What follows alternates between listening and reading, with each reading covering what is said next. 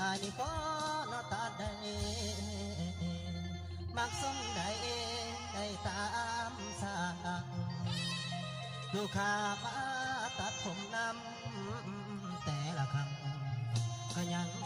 ยอมว่าคักหลายแต่ว่าสิให้อายตัดใจหัก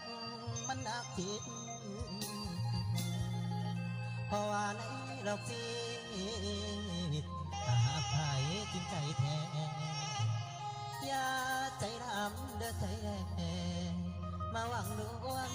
หักแล้วนายหักแล้วนายสร้างตัดผมผู้จริงใจอย่างบักอายยานตายย้อนแม่นคิดนำโอ้ยน้อโอ้ยน้อ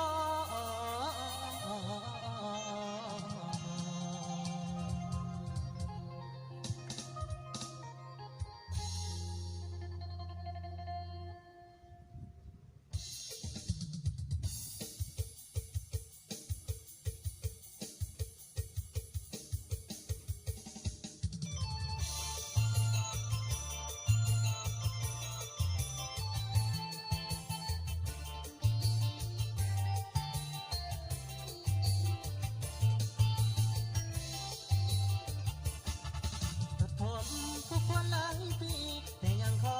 มีบทเรียนสอนสั่งเคยตัดได้เท่าหลายครั้ง